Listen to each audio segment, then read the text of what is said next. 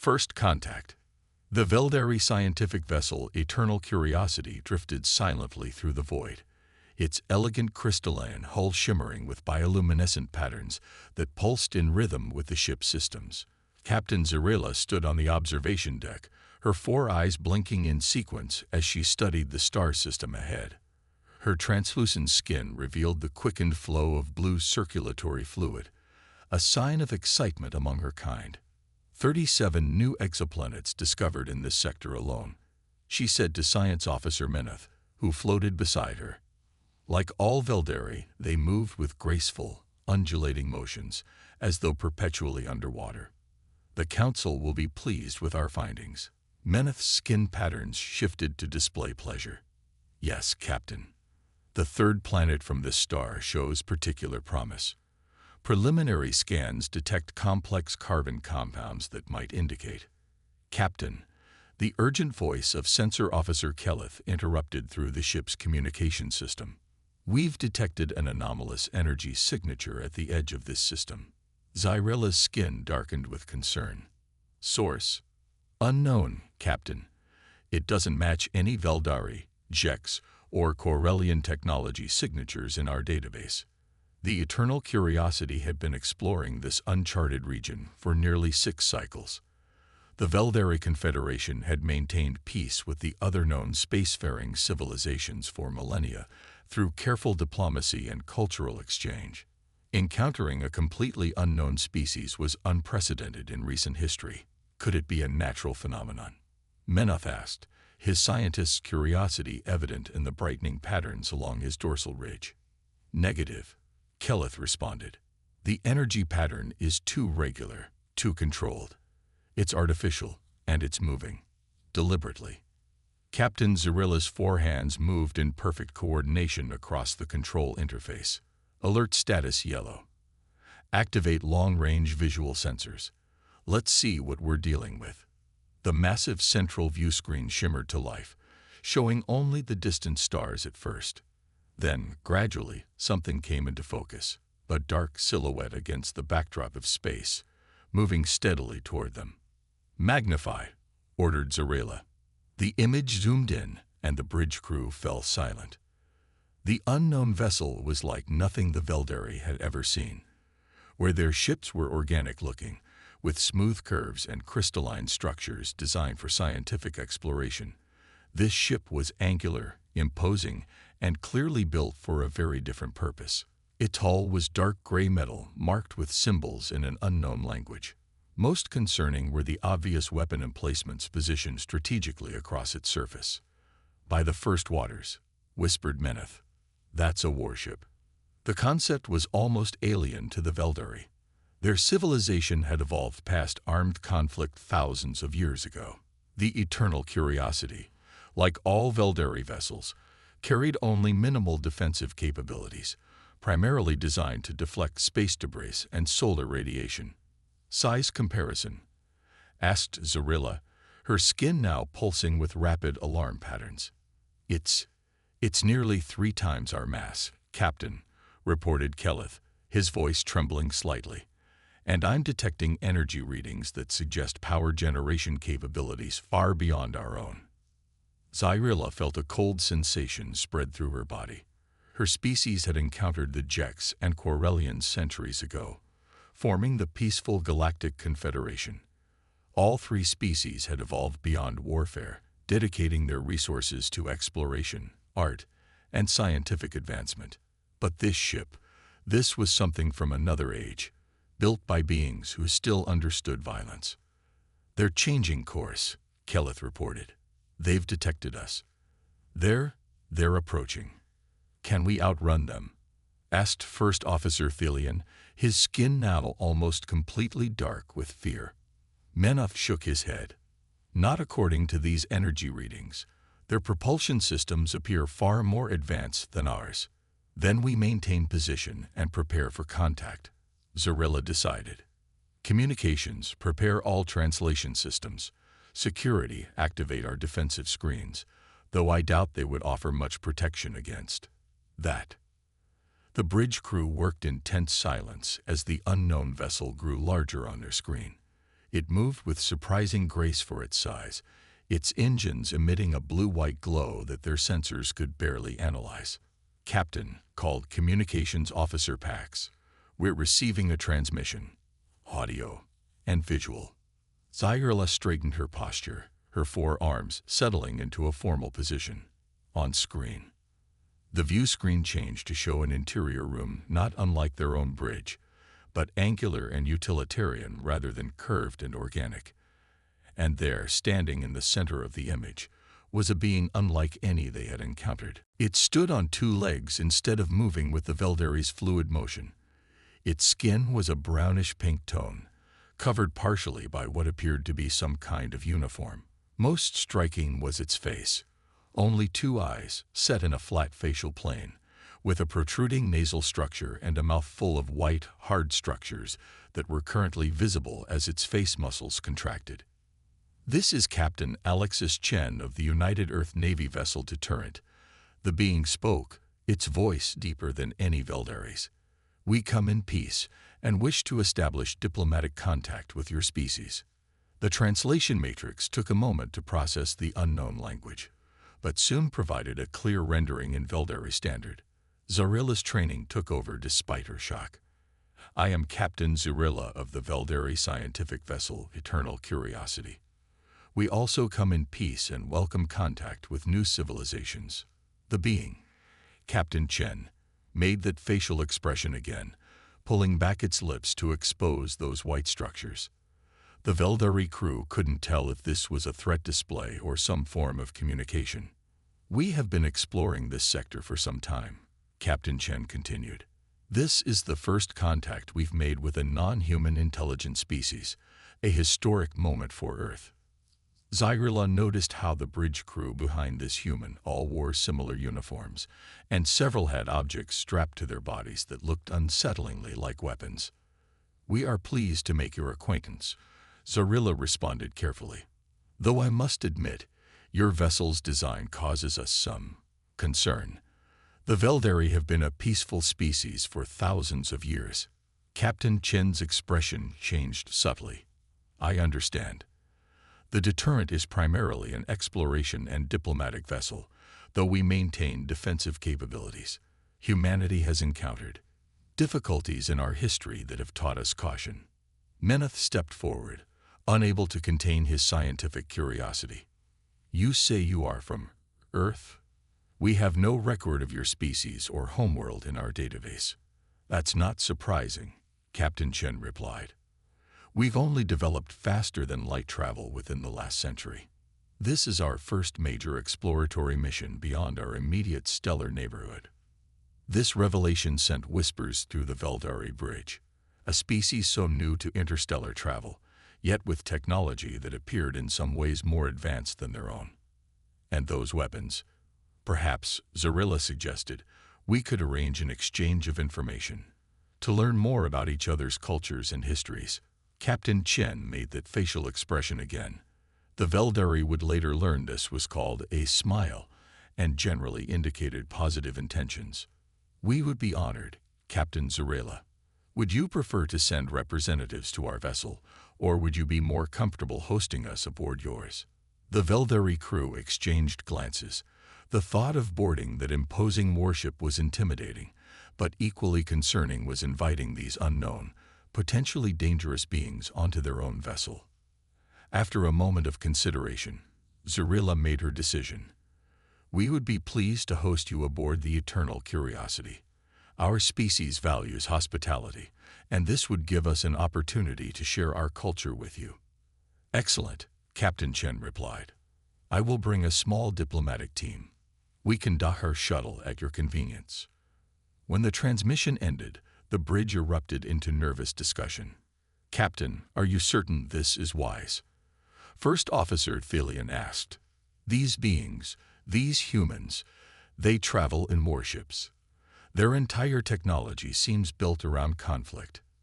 Yet they have approached us peacefully," Zyrilla countered. "We cannot judge a species solely on their technology. Perhaps there are reasons for their caution that we don't yet understand." Meneth's skin patterns showed his excitement. "This is an unprecedented opportunity. a completely new species with a different evolutionary path. Their technology alone suggests approaches we've never considered, or perhaps technologies we deliberately chose not to pursue, Thilian muttered. Zyrilla raised her four hands for silence. The Council has always taught that understanding leads to peace. If these humans have developed differently than us, all the more reason to learn about them. She turned to her officers. Prepare the diplomatic reception chamber. Security protocols should be standard, respectful, but cautious. Let's make history together. As the crew dispersed to make preparations, Zyrilla remained on the bridge, watching the human vessel on the view screen. Its dark, angular form contrasted sharply against the stars, a testament to a different path of evolution and civilization. What kind of history shaped you? She wondered aloud. And what will your arrival mean for our peaceful confederation? The answers would come soon enough, and they would forever change the Veldari understanding of the galaxy. 3 hours later, the Veldari Reception Committee waited nervously as the airlock cycled. Captain Zyrilla stood at the front, flanked by Science Officer Meneth, First Officer Thelian, and Cultural Specialist Elira, whose skin displayed patterns of both excitement and apprehension. With a soft hiss, the airlock door slid open, revealing the human delegation. Captain Chen led the group, now even more imposing in person. The humans were slightly taller than the average Veldari, with a solid weighted presence that contrasted sharply with the Veldari's fluid grace. They wore what appeared to be dress uniforms, dark blue with gold accents and various insignia that presumably denoted rank or accomplishment. Most concerning to the Veldari was the obvious presence of devices attached to the humans' hips, objects that even the peace-loving Veldari could recognize as weapons. "Welcome aboard the Eternal Curiosity," Zyrilla said, performing the traditional Veldari greeting gesture, a graceful wave of all four arms that symbolized openness. Captain Chen nodded her head in response, a human gesture of acknowledgement. They would later learn. "Thank you for your hospitality, Captain Zyrilla. Allow me to introduce Commander Jackson, my first officer, Lieutenant Kim, our science specialist, and Dr. Okafor, our xenoanthropologist." The translator implants provided to both delegations converted their words smoothly, though the Veldari noticed how the humans' translation devices seemed remarkably compact and sophisticated. "Please, follow me to our cultural exchange chamber," Zyrilla invited, leading the way through the crystalline corridors of the ship. The humans walked with a strange, rhythmic gait that seemed inefficient to Veldari eyes, but they moved with obvious strength and coordination. Their eyes darted everywhere, taking in the bioluminescent walls, the curved architecture, and the occasional Veldari crew member who stared back with equal curiosity. "Your ship is beautiful," said Dr. Okafor, her voice conveying genuine appreciation. "The integration of biological and technological systems is remarkable." "Thank you," Meneth replied, pleased by her scientific interest. "Our vessels are partially grown, rather than merely constructed. They are, in some ways, living entities that work in symbiosis with us." The human called Lieutenant Kim was scanning discreetly with a small handheld device. "Fascinating. The energy efficiency must be extraordinary." The exchange chamber was a large, circular room with comfortable adaptive seating arrangements that could accommodate various physiologies. A central holographic projection system dominated the middle of the room, ready to display information or images as needed. As both delegations settled into their seats, an awkward silence fell. Two species, evolved on different worlds, now face to face for the first time. Captain Chen broke the silence. "On behalf of humanity and Earth, I want to express what an honor this is. Generations of humans have looked to the stars and wondered if we were alone. Today, we have our answer." Zyrilla's skin patterns shifted to convey formal welcome. The Veldari Confederation also welcomes this historic meeting. Our philosophy embraces diversity and the exchange of knowledge. However, Thelian added, unable to contain himself, "We must admit to some confusion regarding your vessel. In our civilization, Such obvious weapons technologies have been obsolete for millennia. The humans exchanged glances that the Veldari couldn't interpret. I understand your concern, Captain Chen responded carefully. To explain properly, I should give you some context about humanity's history. For the next hour, the humans shared a carefully curated overview of Earth's history. They spoke of diverse cultures, artistic achievements, and scientific discoveries. But they couldn't hide what shocked the Veldari most: the constant thread of conflict that ran through human development. You mean your species fought itself? Elira asked, her skin paling with distress. For resources? For land? For ideas? Yes, Dr. Okafor acknowledged. Human history includes many dark chapters. War has been a recurring tragedy in our development. But surely once you achieved spaceflight, such primitive behaviors were left behind. Meneth suggested hopefully. The humans' expressions, which the Veldari were beginning to read better, showed discomfort. We've made progress, Commander Jackson said. The United Earth government has brought unprecedented peace to our world. But we carried the lessons of our history into space. The galaxy is vast and unknown. We believed it prudent to be prepared. Captain Zarilla studied these strange beings with new understanding. A species shaped by conflict, yet clearly capable of diplomacy and peaceful interaction. Dangerous, perhaps, but also possessing strengths the Veldari had never needed to develop. Perhaps, she suggested, we have much to learn from each other.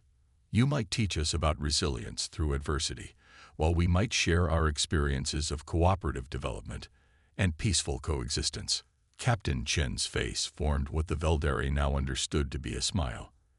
I believe you're right, Captain Zarela. Different paths have led us to the same moment of connection. That alone gives me hope for our future relations. As the meeting continued and knowledge was exchanged, neither delegation fully realized how profoundly this encounter would soon change both their civilizations, especially when the true threats lurking in the galaxy eventually revealed themselves. For the peaceful Veldari would soon discover why humanity's hard-learned caution might prove necessary for survival, and the humans would learn that there were indeed other ways to approach the universe than through the lens of potential conflict. But that realization still lay ahead, waiting in the stars as the eternal curiosity and the deterrent continued their historic first contact, two species taking their first tentative steps toward understanding. Understanding the predators. The cultural exchange between humans and Veldari continued for hours, each revelation more startling than the last. Science Officer Meneth had activated the ship's holographic system, displaying the elegant spires of the Veldari homeworld, crystal cities that seemed to grow naturally from the planet's surface, glowing with bioluminescent light. Our three species, Veldari, Jex, and Corellians, have maintained the Confederation for over 2,000 years, cultural specialist Elira explained. We resolved our differences through dialogue and cultural exchange. Violence became obsolete as we found more efficient ways to cooperate. Dr. Okafor, the human cynoanthropologist, watched with genuine fascination. Remarkable. It suggests that peace isn't merely an idealistic goal, but a practical evolutionary advantage. Precisely, Elira confirmed, her skin patterns brightening with pleasure at being understood. War consumes resources that could be better allocated to advancement. The Veldari discovered this truth nearly 5,000 years ago. The humans exchanged glances that the Veldari were beginning to recognize as significant, but couldn't yet interpret. May I ask, Captain Chen said carefully, how your Confederation handles external threats? Species that don't share your peaceful philosophy. The question caused a ripple of unease among the Veldari delegation. We haven't encountered any truly hostile intelligent species, Captain Zarila admitted. The three members of the Confederation developed spaceflight within a few centuries of each other, and all had moved beyond armed conflict. Lieutenant Kim leaned forward. And beyond your Confederation, in the wider galaxy. We explore outward gradually, Meneth explained. We've charted roughly 12% of this galactic sector, finding numerous pre-spaceflight civilizations that we observe but don't contact, following our non-interference protocols. Commander Jackson's expression hardened slightly. With respect, that doesn't answer the question. What would you do if you encountered a hostile, advanced species? The silence that followed was profound. We would attempt communication, Zarilla finally said. We would try to understand their grievances and find common ground. And if that failed, pressed Jackson. Thelian's skin darkened with distress. The Confederation fleet has limited defensive capabilities. We could evacuate endangered populations, establish buffer zones. But you couldn't stop a determined invasion, Chen concluded, her voice gentle but matter-of-fact. I don't understand why any advanced species would choose conflict over cooperation. Elira said, genuine confusion in her voice. It's simply inefficient. Dr. Okafor smiled sadly. Human history suggests that logic doesn't always prevail. Fear, resource competition, ideological differences, or simply the desire for dominance can override rationality. The conversation might have continued along this uncomfortable path if not for the sudden blaring of alarms from both delegations' communication devices. Captain Chen touched her earpiece, her expression instantly transforming as she listened to the report. Multiple unknown vessels have just entered the system, she announced, all diplomatic pleasantries vanishing beneath crisp military focus. They're on an intercept course. Almost simultaneously, the Velderi ship's communication system activated. Captain, Sensor Officer Killith's voice was high with alarm. 7 unidentified vessels approaching at high velocity. They don't match any Confederation signatures. Zarilla's 4 eyes blinked rapidly as she processed this unprecedented situation. We should return to our respective bridges, she told Captain Chen.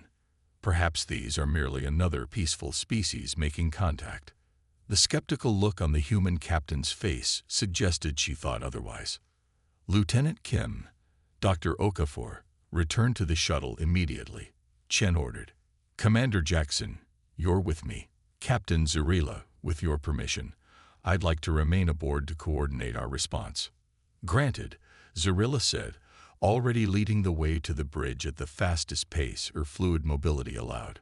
By the time they arrived, the situation had deteriorated rapidly.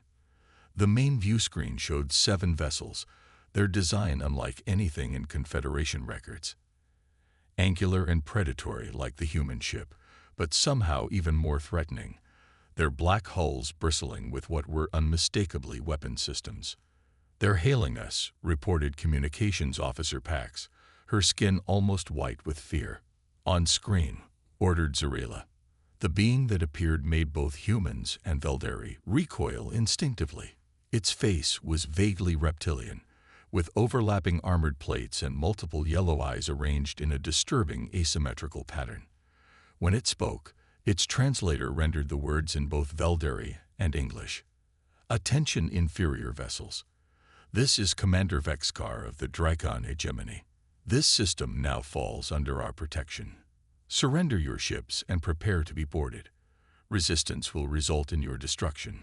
Before Zarilla could formulate a response, Captain Chen stepped forward. This is Captain Alexis Chen of the United Earth Navy vessel Deterrent. We don't recognize your authority in this system. These are neutral waters. Withdraw your vessels immediately. The alien commander's eyes narrowed. Humans, we have heard of your kind. Another primitive species overstepping its boundaries. Your presence changes nothing. You have 2 minutes to lower your defensive systems before we open fire. The transmission cut off abruptly. They can't be serious, Meneth said, his voice shaking. The eternal curiosity isn't built for combat. Captain Chen's face had hardened into an expression the Velderi hadn't seen before, determined, focused, almost predatory. Get me a secure line to the Deterrent, she ordered, and Pax hastily complied. Commander Foster, Chen addressed her first officer on the screen. Battle stations, full defensive posture, prepared to engage multiple hostile vessels. She turned to Zarilla. Captain, I strongly recommend you position your vessel behind ours. The deterrent was built for this situation. Your ship wasn't. For a moment, Zarilla hesitated, thousands of years of peaceful philosophy warring with the immediate threat to her crew. Captain, Chen insisted, there's a time for diplomacy and a time for action. These Draken have made their intentions clear. Very well, Zarilla conceded. Helmsman, position us behind the human vessel. As the Eternal Curiosity maneuvered into position, the Veldari crew watched in a mixture of horror and fascination as the deterrent underwent a startling transformation. Panels slid back, revealing additional weapon emplacements.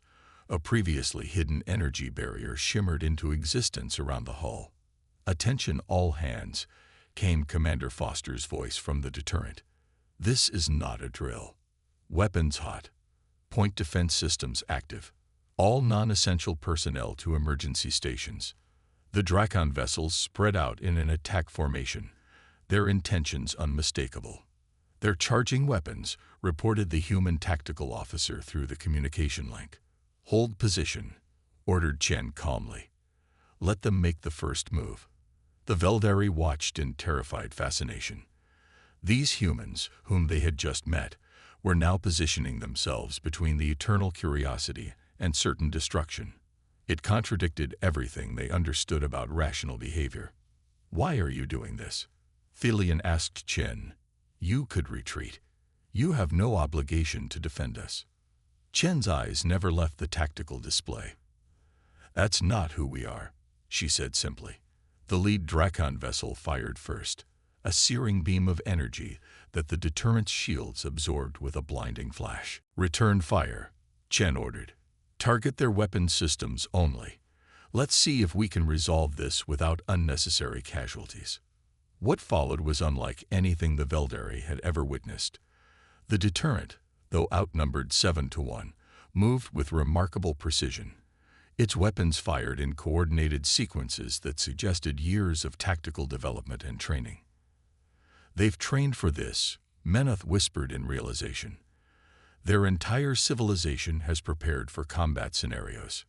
2 Drakon vessels broke formation, attempting to circle around the deterrent to reach the vulnerable Veldari ship. The humans anticipated the maneuver, intercepting with a barrage of energy weapons that disabled the engines of one attacker and forced the other to retreat. "Their tactical systems are adapting to Drakon attack patterns," reported the human weapons officer. Effectiveness increasing by 18%. The battle continued for nearly 20 minutes, an eternity of light, sound, and fear for the Veldari crew, who had never experienced combat. The deterrent was taking damage, but giving far worse than it received. 3 Drakon vessels were now drifting, their weapons disabled, while 2 more showed significant damage. Then disaster struck. A concentrated barrage from the remaining functional Drakon ships overwhelmed a section of the deterrent's shields. A penetrating energy beam sliced across the human vessel's hull, causing secondary explosions. "Hull breach, decks 4-6, reported a human officer, voice tense but controlled. Containment teams responding. At that moment, one of the damaged Drakon ships changed course, heading directly for the Eternal Curiosity. "They're on a collision course," shouted Keleth. "Impact in 40 seconds." The deterrent's main weapons were engaged with the other Drakon vessels. There was no time to reposition. Captain Chen turned to Zarilla. "Do you have any defensive capabilities at all? Anything?" "Only basic particle shields for cosmic radiation," Zarilla admitted. "Nothing that would stop that vessel." The seconds ticked down. The Drakon ship accelerated toward them, its intentions clear. If they couldn't claim the Veldari vessel, they would destroy it. Chen made a decision. "Foster. Fire sequence Delta 9, now." What happened next occurred almost too quickly for the Veldari to process. A previously undetected weapon system on the deterrent activated. A series of small, maneuverable projectiles that launched toward the oncoming Drakon ship.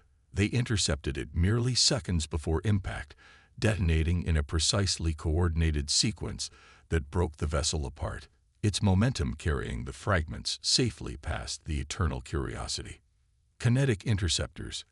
Direct hit. Reported the human weapons officer with clinical detachment. Threat neutralized. The remaining Drakon vessels, seeing their advantage lost, began to retreat.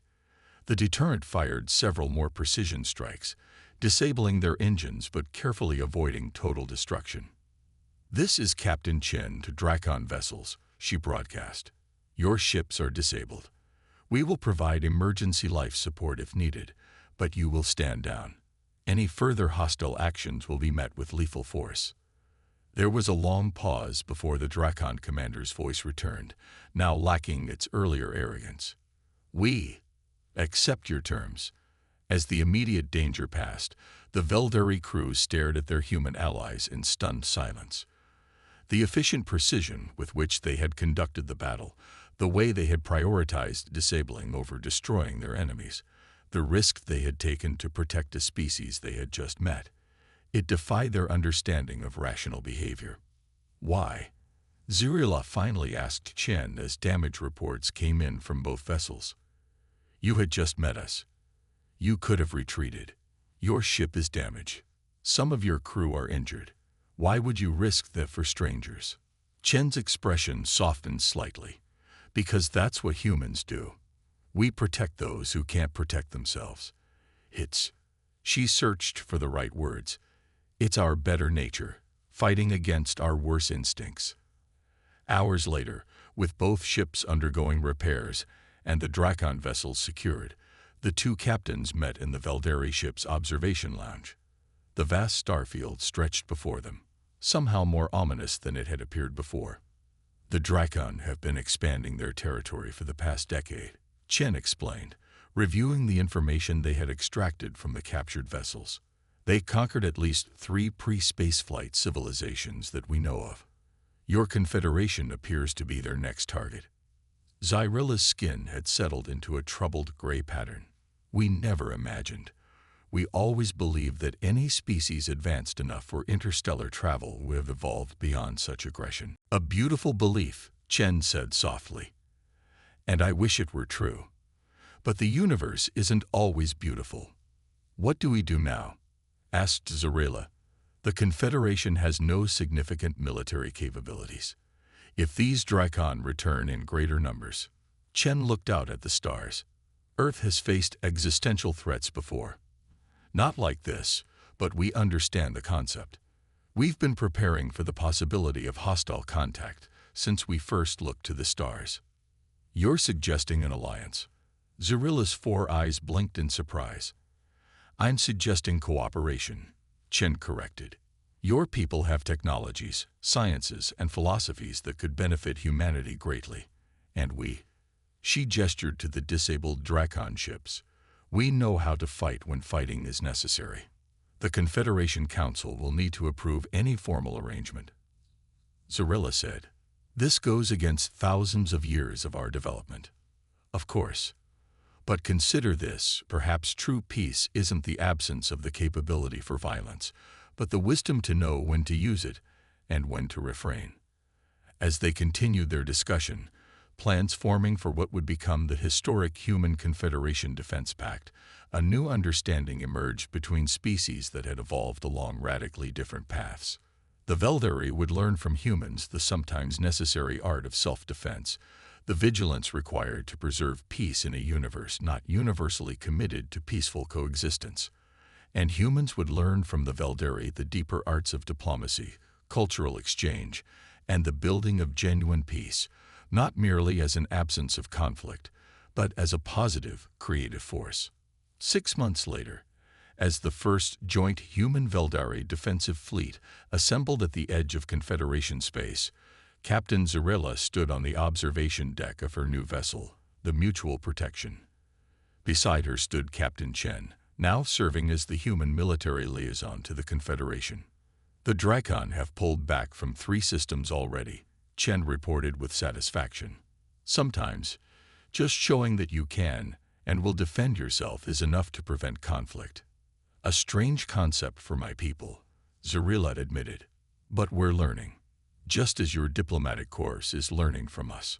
Below them, human and Veldari engineers worked side by side, integrating the efficiency of Veldari biological technology with the robustness of human defensive systems. Do you think, Zarilla asked, watching this cooperation, that our species might eventually reach a middle path, where we adopt some of your strength while you embrace some of our peacefulness? Chen smiled, watching a human engineer laughing with his Veldari counterpart over some shared joke. I think we already have. And I think the Drakon, and whoever else is out there, had better get used to it. As they stood together, representatives of two radically different evolutionary paths, now joined in common purpose, the stars beyond the viewport seemed less threatening and more full of promise. The shock of their first meeting had transformed into something neither species could have achieved alone, a balanced approach to a complex galaxy. The peaceful explorers had found their protectors, and the warriors had found something worth fighting for beyond mere survival, a vision of what peace could truly mean. Together, they would reshape the future of their corner of the galaxy, teaching both predator and prey that cooperation was the true pinnacle of evolution. And on distant Earth, when the full report of first contact finally arrived, humanity would learn the most important lesson of all, that their violent history, while regrettable, had forged within them strengths that could now serve a greater purpose than merely fighting the next war. They could become the shields for those who had never needed to learn the art of war, protectors rather than conquerors. It was, perhaps, the best use of humanity's warrior heart, and the beginning of a new chapter in the story of two species who had found in each other's differences the key to both survival and transcendence.